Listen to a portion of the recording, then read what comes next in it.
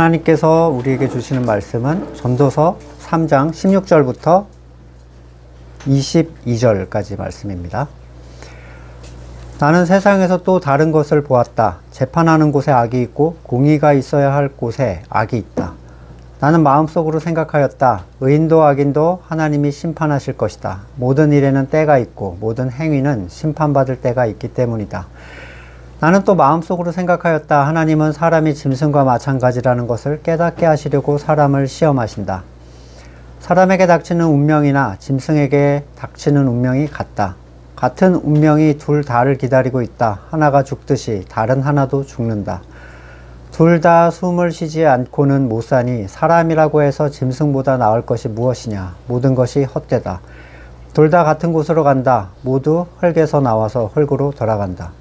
사람의 영은 위로 올라가고 짐승의 영은 아래 땅으로 내려간다고 하지만 누가 그것을 알겠는가? 그리하여 나는 사람에게는 자기가 하는 일에서 보람을 느끼는 것보다 더 좋은 것은 없다는 것을 알았다. 그것은 곧 그가 받은 몫이기 때문이다. 사람이 죽은 다음에 그에게 일어날 일들을 누가 그를 데리고 다니며 보여주겠는가? 아멘. 건강한 국가 또는 공정한 국가를 말할 때 사회책에서 배우셨겠지만 입법, 사법, 행정이 서로를 견제하는 그런 국가를 공정하다 또는 건강하다 이렇게 표현합니다. 만약에 셋 중에 셋이 담합을 하거나 셋 중에 둘이 서로 이렇게 얽힌다 그러면 사회가 반드시 문제가 발생하는데 왕정 시대를 생각해 보시면 왕이 법을 세우고 왕이 선포해서 시행하고 법에 따라 분쟁을 판결해요.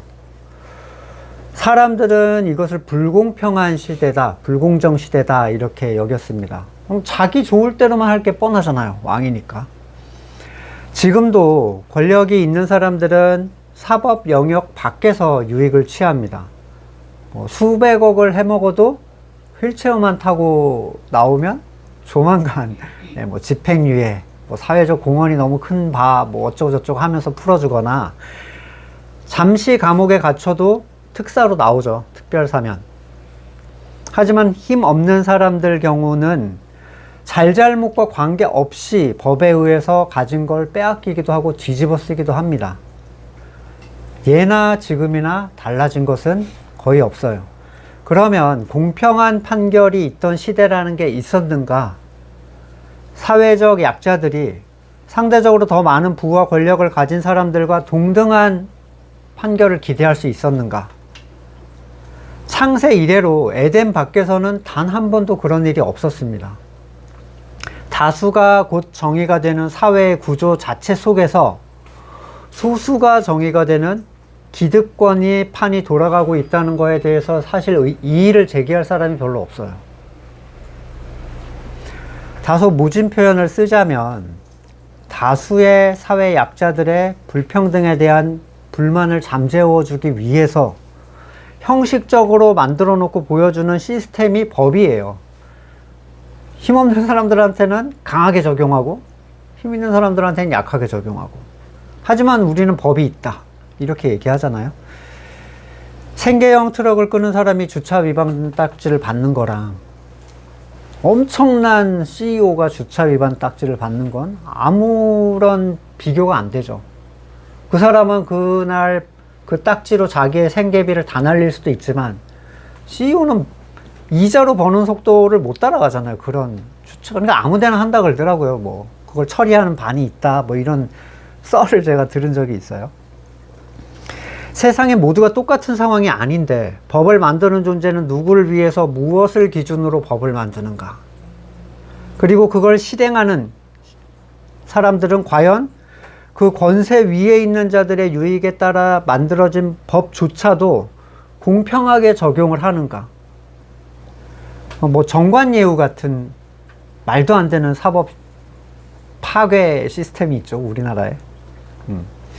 그 시스템을 누리는 사람은 기초수급자들이 아닙니다. 고위 퇴임 판사와 검사를 변호사로 쓰는 사람을 법적으로 이길 수 있는 사람은 더 비싼 고위 판사와 검사장 출신을 변호사로 쓰는 사람들 뿐이에요. 사실 세상은 항상 그래왔습니다. 항상. 사람들은 공정하기를 원하죠. 근데 세상은 본래 공정하지 않기 때문에, 그리고 대부분의 사람들은 억압당하고 있기 때문에 더 이걸 원해요. 탄생부터 공평과 관계가 없어요. 그러니까 자기의 탄생을 의도할 수 있는 사람이 아무도 없잖아요. 성을 고를 수도 없고, 시대를 고를 수도 없고, 부모를 고를 수도 없어요. 인종, 지역, 종교, 뭐 수많은 불공평, 불평등의 요소들을 의지와 관계없이 가지고 태어나는 거예요. 그 자리에. 공평을 원하지만 어떻게 공평을 만들 수 있을지는 아무도 알지를 못합니다. 이 공정은 누구를 기준으로 하는 공정인가요? 갑과 을의 분쟁에서 그 중간이 공정인가? 그러면 거기에 다른 공정의 요소가 끼어들면 공정이 안 되죠. 예를 들어 남자와 여자의 비율을 똑같이 뽑자. 그러면 연령대도 똑같이 뽑아줘야 돼요. 인종도 똑같이, 지역도 똑같이. 이런 식으로 나오면 끝이 없는 거예요. 숫자를 맞춘다고 공정한 게 아니죠. 세상은 갑과 을만 있는 게 아니라 병, 정, 무, 기, 경신, 임계가 다 계속 나타납니다. 그 기준을 어디로 옮겨야 공정한가? 모든 사람의 가진 것과 환경, 권력이 다른데 어떻게 그걸 고려할 수 있는가? 이론상으로 환상적이라고 하는 그 공산주의도 살펴보면은 모든 계급을 타파하고 모두가 평등하자 얘기하는데 공산주의가 제일 안 평등한 건 아시죠? 왜냐하면 그 시스템을 돌리려면 엄청나게 강한 권력을 누군가에게 부여해야만 돼요. 근데 걔네가 그걸 공평하게 쓸 리가 없죠. 우리가 알다시피 기득권은 극소수입니다. 그리고 자꾸 기득권 하니까 무슨 좌익 사상을 가진 사람처럼 느끼실 수 있는데 성경이 지금 하는 얘기를 하는 거예요. 그리고 공평을 원하는 사람의 대부분은 억압을 당하고 있는 사람들인데 그럼에도 불구하고 그 억압받는 사람조차도 누군가한테는 기득권으로 있어요. 아무리 조그만 구멍가게를 해도 그 위에서는 기득권이 되는 거예요. 또 과연 세상이 원하는 공평이라는 것에 실체가 있는가? 그러니까 내가 공평하게 처리하려 했다라는 건 그건 네 생각이라는 반발밖에 불러일으키질 못해요. 출애굽기 2장 14절 보면 대들었다. 누가 당신을 우리의 지도자와 재판관으로 세웠단 말이오. 당신이 이집트 사람을 죽이더니 이제 나도 죽일 작정이오. 모세는 자기 백성을 구하기 위해서 이집트 사람 하나를 돌로 쳐 죽였어요. 묻어버렸어요. 무시무시한 모세죠. 그리고 그들이 서로 다투는 걸 막으려고 때리고 있는 사람한테 야, 왜 때려? 때리지 마, 싸우지 마 했는데 때리고 있는 입장에서는 맞을만 하니까 때리는 건데 네가 뭔데? 라고 갑자기 달려드는 거예요. 정의로운 심판의 기준이라는 게 도대체 어디 있나? 세상 모든 사람들은 자신이 선악의 주권자가 됐기 때문에 판결자예요, 사실은. 아무리 옳고 공정하게 판결을 한다 해도 이미 기울어진 판단을 할 수밖에 없습니다. 왜냐하면 모든 걸 알지 못하거든요. 무지해. 아무리 내가 정직하게 이거는 공정하다 주장을 해도 그건 당신이 재판관이 되었기 때문이지 상대 입장에선 그렇지 않다는 거예요. 아니 여보 국이 너무 짠데? 라고 하면 정직한 반응이잖아요. 짜니까 짜다고 하죠. 하지만 듣는 입장에서는 내 입엔 딱 맞는데 국이 좀 짤 수도 있지. 아니 말을 왜 그렇게 이렇게 나오는 거죠. 전쟁이 시작되는 거예요. 선과 선의 전쟁이죠. 재판자가 된 사람들은 누군가의 판결을 받아들이려고 하지 않습니다. 내 판결은 너와 다르다. 결국 모든 분쟁은 선과 선의 충돌이고 재판관과 재판관의 충돌이에요. 하나님은 이스라엘 백성에게 율법을 주셨죠. 율법을 만드신 분은 하나님이세요. 근데 그것에 대해 평가하시는 분도 하나님이시죠. 율법은 가진 자와 못 가진 자를 나눠 놓지 않습니다. 율법 정신 자체는. 기득권은 특별한 권리나 혜택을 지속적으로 유지하는 집단, 개인을 의미하는데, 이 율법은 기득권자들이 이 율법에 손을 대면 안 된다라고 명기를 하고 있지만 결국 그걸 사람에게 적용하는 존재들이 사람이 돼버렸어요. 제사장과 율법학자들은 이미 유대 안에서 기득권자죠. 그리고 그들은 율법을 자기들이 유익을 추구할 수 있는 방식으로 변형을 계속 시킵니다. 기득권에 해가 되면 고쳐요. 손을 잡고 보는 거예요. 이 의미는 이런 것이다 그러고 틀어버려요. 대표적인 게 신벗김을 당한 자라는 장면인데, 신명기에서는 25장 7절에 그 남자가 자기 형제의 아내와 결혼하는 것을 기뻐하지 않을 경우에 홀로 남은 그 형제의 아내는 성문 위에 회관에 있는 장로들에게 가서 남편의 형제가 자기 형제의 이름을 이스라엘 가운데 있기를 바라지 않으며 남편의 형제의 의무도 나이가 하지 않고 있습니다 하고 호소해야 합니다. 그러면 성읍의 장로들이 그를 불러다 권면하십시오. 그래도 듣지 않고 여자와 결혼할 마음이 없다면 홀로 남은 그 형제의 아내가 장로들이 보는 앞에서, 이 엄청난 그 가부장 제도잖아요. 장로들이 보는 앞에서 이 여자가 신발을 발에서 벗기고 얼굴에 침을 뱉으면서 제 형제의 가문 세우기를 원하지 않는 사람은 이렇게 된다라고 하십시오. 이거가 원래 율법이에요. 근데 룻기에서 보면 어떻게 하면요, 얼굴에 침 뱉고 개망신 주는 장면이 없습니다. 룻기 4장 8절 지방관으로서 책임 있는 그 사람에게 그 사람이 보아스에게 당신이 사시오 하면서 자기 신을 벗어주었다. 완전 다른 얘기예요. 예. 그런 개망신은 나는 당할 수 없지. 이 사회적 지위와 체면이 있는데. 그냥 고친 거죠.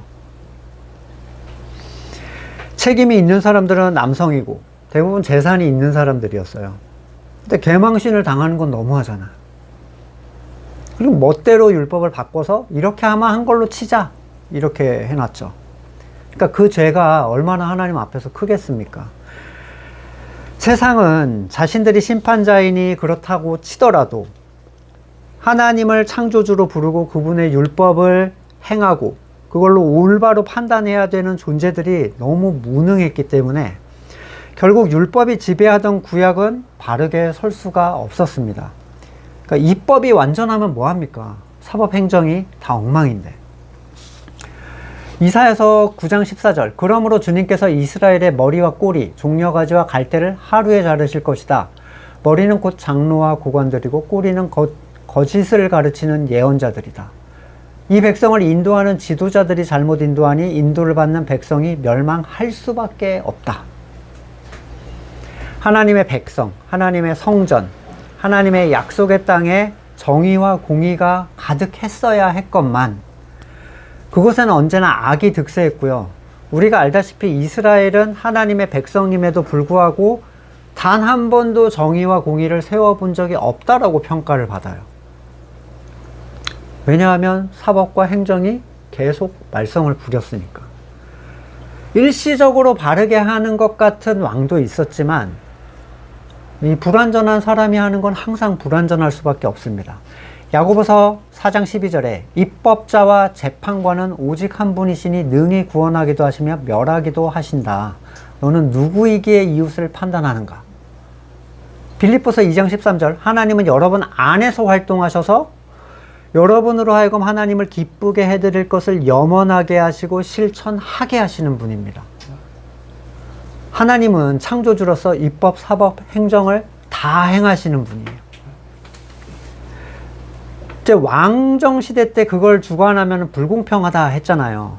근데 이걸 불공평하다고 여기는 존재들은 하나님의 주권을 인정하지 않는 존재들은 그렇게 생각합니다. 하나님이 가장 바른 법을 주셨고 가장 공정하시고 그 법을 가장 바르게 실행하게 하시고 택하신 자들을 가장 사랑하시는 분이라는 전제를 받아들이면 이 세 가지를 같이 주장하시는 하나님에 대한 불만을 가질 이유가 전혀 없고 오히려 더 든든하겠죠. 만약 누군가에게 공평이 이루어지려면 모두가 같아야만 합니다.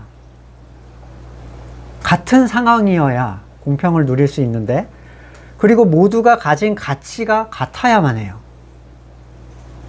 한 생각을 가지고 한 마음이 될 때 이러한 계급 또는 불평이 사라지고 참 평안과 쉼이 그 자리에 있을 수가 있어요. 갈라디아서 3장 26절, 여러분은 모두 그 믿음으로 말미암아 그리스도 예수 안에서 하나님의 자녀들입니다. 여러분은 모두 세례를 받아 그리스도와 하나가 되고 그리스도를 옷으로 입은 사람들이기 때문입니다. 유대 사람도 그리스 사람도 없고 종도 자유인도 남자 여자도 없습니다. 여러분은 모두가 그리스도 예수 안에서 하나이기 때문입니다. 여러분이 그리스도께 속한 사람이면 여러분은 아브라함의 후손이요 약속을 따라 정해진 상속자들입니다. 하나님의 완전한 통치, 공평한 정의는 하나님의 교회 안에서 성취가 돼요. 이 땅에서. 그것은 나이, 국적, 성별, 재산, 학식을 불문하고 그냥 그리스도의 지체고 한 소망을 가진 형제, 자매일 뿐입니다. 야고보서 4장 11절, 형제자매 여러분 서로 헐뜯지 마십시오. 자기 형제자매를 헐뜯거나 심판하는 사람은 율법을 헐뜯고 율법을 심판하는 것입니다. 그대가 율법을 심판하면 그대는 율법을 행하는 사람이 아니라 율법을 심판하는 사람입니다. 자, 형제를 판단한다. 이 의미는 율법을 가지고 이 사람에게 사법권을 행하는 거예요. 또 안식일을 어기네? 너 정결 예식 어기네? 이렇게 계속 판단하는 거죠. 예, 사법의 행위를 행하는 거예요. 구약의 거의 모든 사람들이 그래 왔죠. 내가 이 법은 알아. 그래서 자기가 심판자로 나서는 거예요. 그러나 모든 주권을 온전히 하나님께 맡긴 존재들에게 있어 형제라는 거는 그냥 사랑의 대상입니다. 이 사랑은 그 행동이 내 마음에 들어서 나오는 사랑과는 전혀 달라요. 하는 짓이 이쁘고 성향이 맞아 나랑, 말하면 얘랑 너무 통해, 이런 거는 아무 의미가 없어요. 예수님이 우리를 사랑하신 것은 하나님이 우리를 사랑하셨기 때문이에요. 엄청난 신비죠. 하나님이 좋으면 나도 좋아, 이거예요. 그냥 히브리서 2장 11절, 거룩하게 하시는 분과 거룩하게 되는 사람들은 모두 한 분이신 하나님께 속합니다. 그리함으로 예수께서는 그들을 형제자매라 부르시기를 부끄러워하지 않으셨습니다. 본래 관심이 없었는데 연애할 때 특히 그러죠. 사랑하는 누군가가 너무 좋아해. 그러면 그냥 같이 관심을 가지고 좋아해줘요.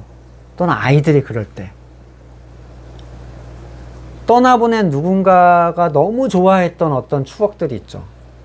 뭐 가방이든 인형이든 뭐 화초든 동물이든 뭐가 있으면 거기에 대한 애정이 거의 그 사람에 대한 애정과 비슷합니다. 예수님은 하나님께서 우리를 자녀라고 불러주셨고 사랑하셨다는 이유로 부족함, 연약함, 성향 이런 거와 관계없이 우리를 형제라고 부르기를 부끄러워하지 않으셨다라고 얘기를 합니다. 형제 사랑은 대상의 만족도나 개인적 성향의 상성에 의해 일어나는 감정이 아닙니다. 그에게 하나님의 생명이 있다는 확신, 그것 때문에 일어나는 너무나도 자연스러운 현상이에요. 때로 우리는 옛사람이 있어서 형제를 거부하는 일이 나타날 수 있어요. 성향 같은 게 안 맞을 수 있죠. 근데 그럴 때 어떻게 확인하셔야 되냐면 다른 형제들은 그 사람을 어떻게 대하나를 보셔야 돼요. 다른 이들이 그 대상에 대해 문제가 없는데 나만 문제가 있다? 그러면 내가 문제가 있는 거예요. 반대로 다른 모두가 다 불편해 하는데 나는 얘가 너무 좋아. 그것도 그 사람한테 문제가 있어요. 왜냐하면 한 지체는 분명히 한 마음을 주세요. 왜 다들 힘들어 할까라는 걸 본인은 고민하셔야 돼요. 여기에서 우리는 형제 사랑에 관한 자기 부인의 영역을 찾을 수가 있습니다. 왜 나는 저 사람이 힘들까? 왜 나만 저 사람이 좋을까? 이런 것들. 지난 본문에서 모든 일이 하나님의 때에 적당하게 일어난다 라고 해서 우리의 수고를 덜어주셨다면 오늘 본문은 모든 행위, 그 일어난 모든 행위가 심판받을 때가 있다라는 말로 성도를 위로를 하십니다. 성도 입장에서 또는 세상의 입장에서 세상의 세상 안에는 정의가 없어요. 세상 안에. 어차피 힘을 가진 자들이 자기 유익을 따라 세상을 사용하고 그렇지 않은 사람들은 그걸 대항하고 다시 이겨보려고 하고 충돌하는 일이 세상의 모든 일들인데, 성도에게는 하나님에게 속한 정의가 있죠. 세상에 속한 모두가 그 가치에 동의하지도 않고 따르지도 않고 심지어 이해하지도 않고 미워합니다. 때로는 하나님의 정의가 있어야 할 곳에 악이 번성하고 있고, 그게 성도의 마음에 분노를 막 일으켜요. 여기 두 가지로 성도가 위로를 받는데, 먼저는 그 일조차도 하나님의 손에서 일어나는 거라는 사실. 하나님은 그들의 악을 사용해서 하나님의 뜻을 이루시는 분이에요. 어떤 것도 하나님이 사용하지 못하실 게 없다는 거. 또 두 번째로 그 일에 대한 하나님의 심판이 반드시 있을 것이다 라는 사실. 시편 73편에 보면 이러한 그 성도의 울분을 굉장히 잘 표현해 주는 장면이 있습니다. 하나님은 마음이 정직한 사람과 마음이 정결한 사람에게 선을 베푸시는 분이건만 나는 그 확신을 잃고 넘어질 뻔했구나. 그 믿음을 버리고 미끄러질 뻔했구나. 그것은 내가 거만한 자를 시샘하고 악인들이 누리는 평안을 부러워했기 때문이다. 어떤 상황들이냐면, 그들은 죽을 때도 고통이 없고 몸은 멀쩡하고 윤기까지 흐른다. 그들은 사람들이 흔히 당하는 그런 고통이 그들에게 없고 을에 당하는 재앙도 그들에게 아예 가까이 가지 않는다. 오만은 그들의 목걸이요 폭력은 그들의 나들이 옷이다. 그들은 피둥피둥 살이 쪄서 거만한 눈을 치꺼뜨고 다니며 마음에는 헛된 상상이 가득하며 언제나 남을 비웃으며 악의의 찬말을 쏘아붙이고 거만한 모습으로 포건하기를 즐긴다. 입으로는 하늘을 비방하고 혀로는 땅을 휩쓸고 다닌다. 세상의 모든 복을 혼자 가진 것처럼 다니는데 안 좋은 일이 하나도 안 일어나는 거예요. 너무 다 잘 풀려. 그 모습에서 과연 정의와 공의를 살피시는 분은 무엇을 하고 계시는 건가? 이렇게 고민하게 되죠. 불신자들이 쉽게 뱉는 얘기, 신이 있다면 이럴 리가 없다. 그게 이제 성도한테까지 다가와 버리는 거예요. 하나님의 백성마저도 그들에게 홀려서 물을 들이키듯 그들이 하는 말을 그대로 받아들여 덩달아 말한다. 하나님인들 어떻게 알 수 있으랴? 가장 높으신 분이라고 뭘 알 수 있으랴? 그런데 놀랍게도 그들은 모두 악인인데도 신세가 언제나 편하고 재산은 늘어만 가는구나. 이렇다면 내가 깨끗한 마음으로 살아온 것과 내 손으로 죄를 짓지 않고 깨끗하게 살아온 것이 허사란 말인가? 하나님, 주님께서는 온종일 나를 괴롭히셨으며 아침마다 벌하셨습니다. 예, 이런 악의 승승장구를 보면서 너무 괴로워하고 있어요. 나도 그들처럼 살아야지 하고 말했다면 나는 주님의 자녀들을 배신하는 일을 했을 겁니다. 내가 이 얽힌 문제를 풀어보려고 깊이 생각했으나 내가 풀기엔 너무나 어려운 문제였습니다. 이거 나중에 하박국에도 나오고요. 도대체 왜 이러는 건가요? 계속 물어봐요. 이 시편에 적혀 있어도 하박국은 감이 안 왔었던 거죠. 근데 둘 다 이 해소 방법이 비슷합니다. 그러나 마침내 17절에 하나님의 성소에 들어가서야 악한 자들의 종말이 어떻게 되리라는 걸 깨닫게 되었습니다. 주님께서 그들을 미끄러운 데 세우시며 거기에 넘어져 멸망에 이르게 하십니다. 갑자기 놀라운 일을 당하게 되고 공포에 떨며 자취를 감추며 마침내 끝장을 맞이합니다. 아침에 되어 일어나면 악몽은 다 사라져 없어지듯 주님께서 깨어나실 때 그들은 한낱 꿈처럼 자취도 없이 사라집니다. 나의 가슴이 쓰리고 심장이 찔린 듯 아파도 나는 우둔하여 아무것도 몰랐습니다. 나는 다만 주님 앞에 있는 한 마리 짐승이었습니다. 그러나 나는 늘 주님과 함께 있으므로 주님께서 내 오른손을 붙잡아 주십니다. 자, 시편의 본문처럼 18절에서 이 동일한 고백을 하는 거예요. 오늘 본문 18절에서. 나는 또 마음속으로 생각했다. 하나님은 사람이 짐승과 마찬가지라는 것을 깨닫게 하시려고 사람을 시험하신다. 저한테는 굉장히 특별한 본문이에요. 18절. 제가 몽골에 있을 때 하나님을 만났어요. 이 본문을 통해서. 그러니까 뭐 취직할 이력이나 한 줄 적자 하고 이제 봉사단 갔거든요, 몽골에. 멋있잖아요. 외국에 가서 봉사단 하고 그러면 뭔가 한 것 같고. 연초부터, 한 해, 반 해가 지나고 연초부터 마음이 굉장히 심란해지면서 존재 자체가 너무 비참하게 느껴졌어요. 이유를 알 수 없었어요.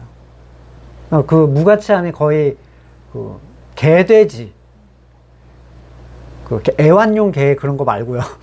진짜 아무도 돌보지 않고 진짜 손가락질하는 그 존재가 된 느낌. 외적으로 그런 사건이 없었거든요, 저한테. 누구한테 무시를 당한다든지 뭐가 망했다든지 뭐 이런 게 없었는데, 근데 이 본문을 그 와중에 보게 되는데 하나님이 이거를 의도하셨다라는 게 제 마음에 너무 깊이 와 닿는 거예요. 그리고 제 시선이 하나님 쪽으로 돌아섰어요, 갑자기. 그러니까 주님 앞에서 한 마리 짐승과 다를 바가 없다는 것은 사실 조금 가치를 부여한 거죠. 성경은 벌레로 표현을 합니다. 욥기에서 하물며 구더기 같은 사람, 벌레 같은 인간이야 말할 나위가 있겠는가. 시편 22편 6절. 나는 사람도 아닌 벌레요 사람들의 비방거리, 백성의 모욕거리일 뿐입니다. 이사야 41장 14절. 너 지렁이 같은 야곱, 벌레 같은 이스라엘아. 이렇게 얘기를 해요. 사람은 자기를 만유의 영장이라고 되게 자부심을 느끼죠. 우리는 불을 쓰고 손을 이용하기 때문에 탁월하다, 정점에 있다. 하나님 앞에서는 짐승이나 벌레가 같은 종류인데, 내가 짐승과 다르지 않다라는 인식은 마음이 낮아지는 시작점이에요. 이건 세상에서 마음이 무너지는 거랑은 다릅니다. 뭐 사업 망하고 연애 망치고 학업 실패하고 진급 경쟁에서 밀리고 이런 느껴지는 싸구려 우울감이나 패배감하고는 완전 다른 거예요. 그런 사람들이 하나님을 찾던가요? 물론 찾죠. 그 재정전도사인가? 그 사람 가잖아요. 그런 종류의 찾음이 아니에요. 이거는 본질적 찾음이에요. 이거 회복해달라고 찾는 게 불가능합니다. 이 절망감이 오면. 하나님이 있다면 어떻게 이럴 수 있냐 막 긁고서 그 사람들이 이를 갈거든요. 내가 어떻게 했는데 하나님한테. 주일에 빠지지도 않고 교회 일도 하고 막 이런 거. 근데 이 하나님이 주신 무너짐은요, 본질적 절망이에요. 죽었던 영의 깨어남이에요. 이 똥밭이 어딘지를 처음 보게 된 상태. 어떤 희망도 없는 그 존재에게 내 선이라는 게 의미가 있겠습니까? 여러분이 갑자기 지렁이나 개가 됐다고 생각해 보시면, 내가 가지고 싶었던 거, 내가 누리고 싶었던 거, 그런 건 의미가 다 사라져 버려요, 갑자기. 내가 개 같은 존재인데, 속된 말로 선이 어디 있습니까? 선이 지금 무슨 의미가 있어요? 내가 가졌던 선이라는 게. 내가 인간의 존엄에서 짐승의 영역으로 떨어진 거예요. 그러니까 신적 권위를 가지고 있던 이 선악의 주권자에서 짐승이 돼버린 거예요. 내가 돼지가 됐는데 좋은 자동차를 타고 좋은 동네에 사는 게 그게 무슨 의미가 있어요?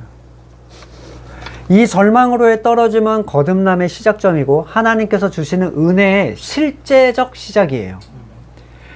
거듭남 이전에도 하나님은 창세 이전부터 이 택하신 자들을 돌봐오셨죠. 근데 하나님의 하나님 되심을 체험할 수 있는 체험의 시작점은 이 절망이에요.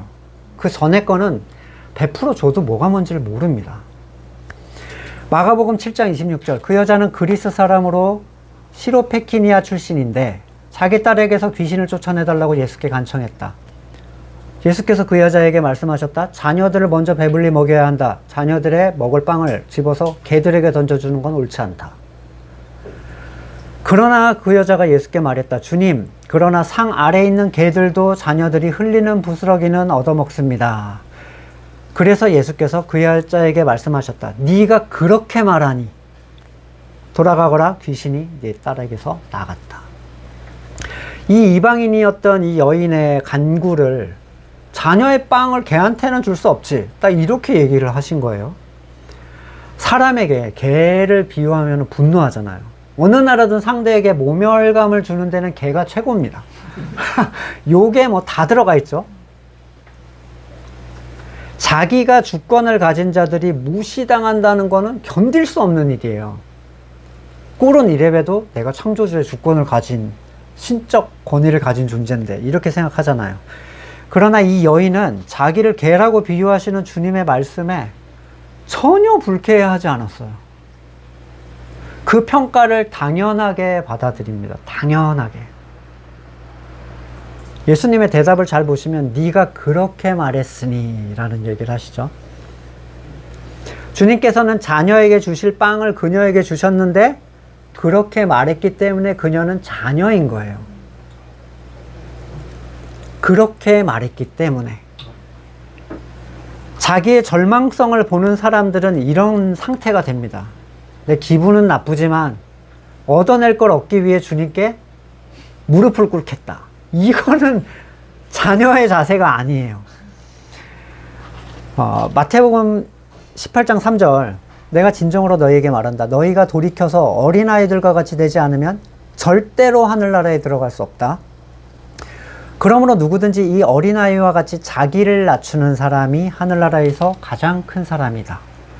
어린이의 자기 낮춤은 높은 것을 끌어내리는 의지적 낮춤이 아니라 낮은 걸 인정하고 수긍하는 수긍의 낮춤이에요. 맞아요. 나는 어려요. 나는 아는 게 없어요. 어떤 의미에서 어린이는 어른이 생각하는 겸손은 추호도 없어요. 어린이가 막 이렇게 잘하는 어린이가 막 겸손하게 이런 어린이 거의 없습니다. 그것도 다 설정, 걔는 이미 어른이야. 그런 이 겸손을 가지는 이미 어른이에요. 진짜 작은 아이들이 자기를 낮추는 건 진짜로 자기가 할 수 있는 게 없기 때문이에요. 혼자서 치약 하나도 제대로 못 자고요. 똥오줌도 못 가려요. 똥 싸고 기저귀 차고 계속 돌아다니잖아요. 찡찡 울고. 밥도 혼자 제대로 못 떠먹습니다. 사람은 하나님 앞에서 그런 존재예요. 예수님을 겸손의 왕이다 이렇게 표현하는 찬양들이 있는데 요한복음 5장 30절 나는 아무것도 내 마음대로 할 수 없다. 아무것도. 그리고 우리도 동일해요. 예수님께서 그리스도 안에 있다라는 의미를 여러분이 깨달으시는 데는 굉장히 오랜 시간이 걸리겠지만 그 밖에서 한 모든 일은 어떤 일이든 아무 의미가 없어요. 요한복음 15장 5절 나는 포도나무에 너희는 가지다. 사람이 내 안에 머물고 내가 그 안에 머물면 그는 많은 열매를 맺는다. 너희는 나를 떠나선 아무것도 할 수 없다. 아닙니다, 주님. 제가 해보겠습니다. 장성한 자로서 연간 플랜도 짜고 예? 돈도 모아서 뭔가를 하겠습니다. 이게 털리는데 얼마나 시간이 오래 걸리는지 모릅니다. 자신이 짐승과 다르지 않다는 걸 알게 된다면 그건 진짜 엄청난 큰 은혜. 이 절망은 엄청나게 큰 은혜예요. 그는 하나님의 세계에 들어간 존재가 됩니다.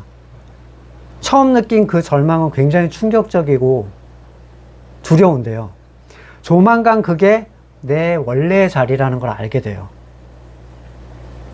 놀라운 건 그 절망의 자리에 떨어지면 그 절망이 곧 자유와 기쁨이라는 사실을 점차 알게 된다는 거예요. 여기에 분명한 이유가 있죠. 사람은 자기가 감당할 수 없는 거를 들고 에덴 밖으로 나왔어요. 선악의 주권, 창조주의 권한. 그건 마치 그 반지의 제왕 같은 거 보시면 혹시 보신 적 있나요? 그 스메골이라는 애가 골룸이죠. 골룸이 나중에 그 반지를 주워가지고 얼마나 그걸 소중하게 생각하는지 모르는데 그 반지가 걔를 완전 망칩니다. 그 반지가 가진 그 절대적인 힘은 자기는 쓰지도 못해. 그냥 마이 프레셔스만 하는 거예요. 자기가 망가지고 있는데 그냥 좋다고. 그럼에도 불구하고 그거에 안절부절 못하고 막 소중하게 생각하는 것처럼 이 선악의 주권이라는 게 그래요. 그 사람을 망가뜨리고 그럼에도 불구하고 그 가치를 벗어날 수 없게 만들어요. 근데 처음엔 절망이라고 여겨졌던 그 깨달음, 내가 짐승과 다르지 않다라는 그 깨달음은 그로 하여금 감당할 수 없는 선악의 주권을 내려놓게 해줍니다. 더 이상 내가 아닌 존재로 살아야만 했던 그 가면에 대한 부담과 책임을 벗을 수 있게 해줘요. 의를 내려놓게 만들어줘요. 또 완전하지 않아도 오히려 그 완전하지 않음이 나다움이에요. 피조물은 완전하지 않거든요. 그게 자유함이 되고 하나님을 향할 수 있는 위로와 힘이 됩니다. 이 절망이 내가 감당할 수 없었던 것을 본래 주인께 돌려드리고 그분의 채움을 받는 보시기 좋았던 그 에덴의 상태, 내가 너를 채워주겠다. 이게 참된 회개고 참된 쉼이 되죠. 성도는 하나님을 신뢰하는 게 중요합니다. 세상에서 억울하고 불공평한 일을 당해도 세상은 원래 그렇다는 걸 받아들이셔야 돼요. 원래 그런 거예요. 그것은 하나님의 공의가 없는 곳이기 때문입니다. 그리고 주님도 세상에서 정의와 공정에 관심이 없으셨어요. 여러분 가끔 기독교에 보면 사회정의를 구현하기 위해서 막 날뛰는 사람들이 있죠. 엄청 오버하는 겁니다. 할 수도 없는 걸 엄청 오버. 창세 이래로 그건 날뛴다고 될 일이 아니에요. 자, 형이 유업을 혼자 독식하려던 한 청년이 찾아왔죠, 주님께. 이 상황을 공정하게 처리해 주십시오. 그 와중에 주님을 찾아왔어요. 재판관도 아니고. 근데 이렇게 말씀하세요. 누가복음 12장 14, 15절에. 이 사람아, 누가 나를 너희의 재판관이나 분배인으로 세웠는가? 그리고 사람들에게 말씀하셨다. 너희는 조심해라. 온갖 탐욕을 멀리해라. 재산이 차고 넘치더라도 사람의 생명은 거기에 달려있지 않다. 나는 거기에 관심이 없다. 세상의 공정과 공평에 가장 거리가 먼 분이에요, 예수님은. 그래서 이 선악의 주권을 가진 사람들은 예수님을 싫어합니다. 이걸 해결해 주려고 찾았는데 나는 거기 관심 없는데 이래버리세요. 하나님의 아들에 대한 세상의 대우를 보세요. 끔찍하게 이를 데 없죠. 하지만 주님은 전혀 동요하지 않으셨어요. 왜 나에 대한 대우가 왜 이래? 이런 거 없죠. 왜냐하면 하나님의 다스림이 없는 세상은 본래 그런 데예요. 그러나 세상의 모든 일에 이 모든 일들이 하나님의 손길을 벗어나서 일어나는 게 없다는 사실, 그리고 그 일어나는 모든 일에 관하여 하나님의 공평한 재판이 반드시 있을 것이라는 사실, 이것은 세상을 불공평하게 살아갈 수밖에 없는 성도들을 위로하는 굉장히 좋은 힘이 됩니다. 큰 힘이 돼요. 사람도 짐승도 죽으면 흙으로 돌아가죠. 육체의 영역이고 세상이 이제 받아들인 영역이에요. 짐승도 혼적 영역의 생명은 가지고 있죠. 근데 이성도 있고 감정도 있고 의지도 있습니다. 서로 간에 그 수준의 차이가 있을 뿐이에요. 지렁이나 우리나. 그리고 이것은 혼적 죽음과 함께 다 사라지는데 문제는 영의 영역이에요. 영의 영역은 다른데 짐승은 영이 없어요. 그리고 영은 영원해요. 이 얘기는 죽은 영을 가진 사람들은 그 영이 사라지지 않는다는 거예요. 영벌로 들어가는 사람들이에요. 죽은 영을 가진 사람들. 살아있는 영을 가진 사람들은 영생으로 갑니다. 하나님은 살아있는 자들의 하나님이시다, 이 얘기를 하시죠. 근데 죽은 영을 가진 사람들은 자기에게 영이 있다는 사실 자체를 인지를 못합니다. 그들은 영이 살아있지 않기 때문에 기능을 하지를 못하잖아요. 죽은 영이니까. 하나님을 알 수도 없고 말씀에 반응하는 영적인 양심도 없고 살아있는 존재들과의 교제도 불가능해요. 교제가 불가능한 사람은 영이 죽어있는 사람이에요. 거듭나지 않은 사람이라고 얘기를 하는 거죠. 그 사람들을. 그래서 우리가 계속 교제장을 굉장히 강조를 하잖아요. 소통이 계속 되고 있는가. 예. 하나님 입장에서 영이 죽은 사람은 말 그대로 고등 동물일 뿐 짐승과 아무런 차이가 없는 존재인 거죠. 지렁이보다 좀 오래 사는 존재.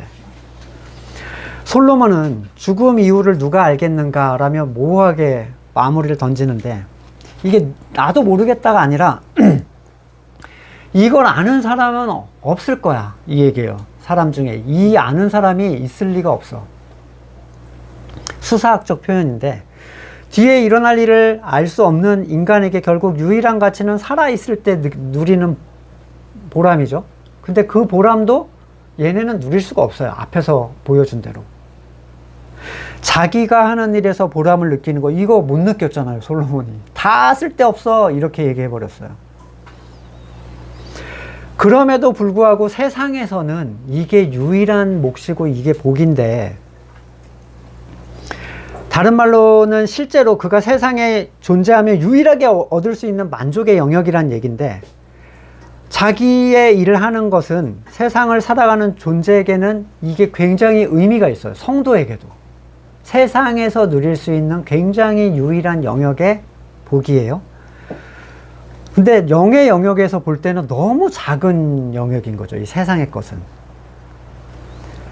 그 죽음 이후에 일어날 영원에 속한 일들을 누가 그들에게 가르쳐 주겠는가? 가르쳐 준다 한들 그 의미를 알아듣겠는가? 많은 종교가 사후세계를 얘기를 합니다. 그리고 대부분 착하게 살면 천국, 뭐 신의 말을 잘 들으면 천국, 아니면 지옥, 이렇게 이제 나누죠, 이분법적으로. 하지만 영이 죽어 있는 사람들은 누구도 그 이후의 의미를, 이 성경에서 말하는 사후의 의미를 이해하지를 못해요. 이게 뭔 얘기인지. 이걸 알려주시는 분은 거듭난 자들에게 약속으로 주어준 성령 하나님 뿐이거든요. 이걸 알려주실 분은. 죽음 후에 우리가 하나님 앞에 서게 된다는 사실. 그리고 어떤 것들을 근거로 하나님께서 그들을 판결하실 거라는 사실. 이 사실을 아는 사람이 과연 세상에 얼마나 있겠는가? 이걸 알게 된 성도는 엄청나게 복을 받은 사람들이에요. 죽음 후를 알 수 없는 사람들에게 결국 현실이 유일한 누림의 자리죠.